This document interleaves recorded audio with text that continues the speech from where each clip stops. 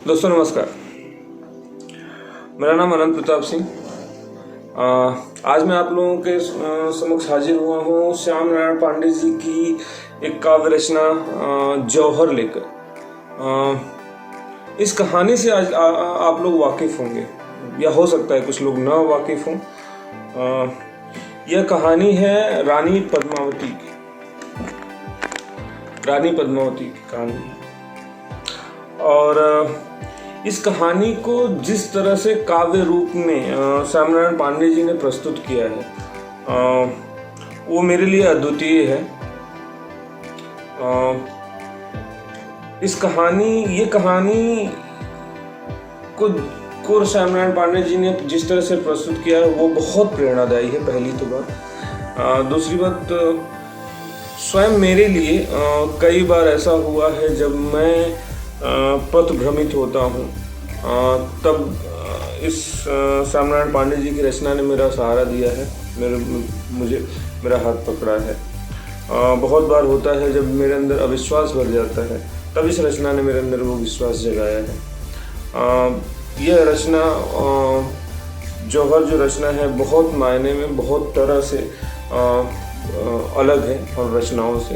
यूँ तो श्याम नारायण पांडे जी ने बहुत सारी रचनाएं की, जैसे हल्दी घाटी, परशुराम, जौहर और बहुत सारी रचनाएं हैं। अद्वितीय रचनाएं हैं श्याम नारायण पांडे जी की। जौहर उसमें की एक अग्रणी रचना है जिसके लिए श्याम नारायण पांडे जी को हमेशा बहुत आदर मिला, सम्मान मिला। और जौहर एक वैसी रचना है। जौहर की रचना टोटल अगर देखा जाए तो 21 अध्याय है जौहर की, और एक अध्याय उस मंगलाचरण के रूप में है, उसकी प्रस्तुति के रूप में है। तो ये टोटल 22 अध्याय की रचना है, काव्य रचना है। तो उसमें से पहला अध्याय मंगलाचरण मैं आज आप लोगों के सामने लेके आया हूँ, और आने वाले दिन 21 वीडियो और 22 वीडियो में ये पूरे काव्य जी की जो ये रचना है उसको आप लोगों के समक्ष लेके आऊँगा। उम्मीद है आप लोगों को पसंद आएगी। तो लीजिए, आप लोगों के समक्ष हाजिर है श्याम नारायण पांडे जी की रचना जौहर का पहला अध्याय मंगलाचरण।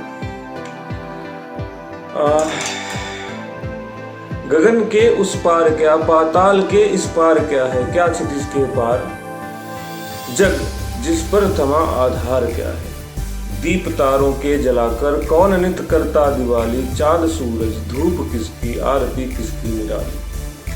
चाहता है सिंधु किस पर जल चढ़ाकर मुक्त होना, चाहता है सिंधु किस पर जल चढ़ाकर मुक्त होना। चाहता है मेघ किसके चरण को अविराम धोना, चाहता है सिंध किस पर जल चढ़ाकर मुक्त होना। चाहता है मेघ किसके चरण को अविराम धोना। तिमिर पलकें खोलकर प्राची दिशा से झांकती है मांग में, तिमिर पलकें खोलकर प्राची दिशा से झांकती है मांग में सिंदूर दे, मांग में सिंदूर दे। उषा किसे नित ताकती है, मांग में सिंदूर दे। उषा किसे नित ताकती है। गगन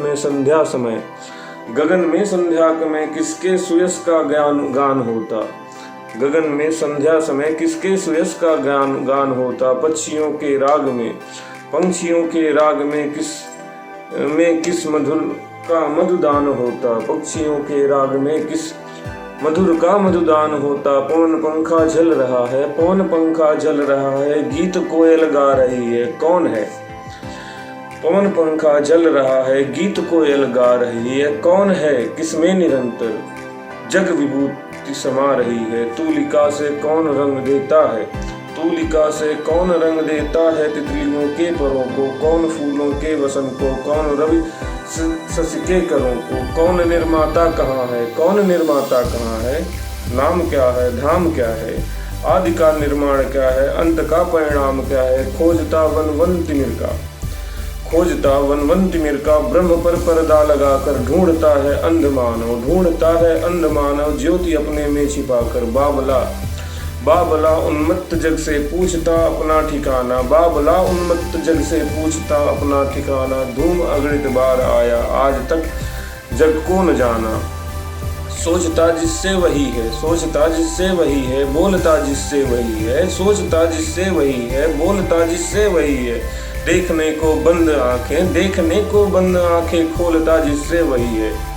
आँख में ज्योति बनकर, आँख में है ज्योति बनकर, सांस में है वायु बनकर, देखता जग निधन पल पल, प्राण में है आयु बनकर।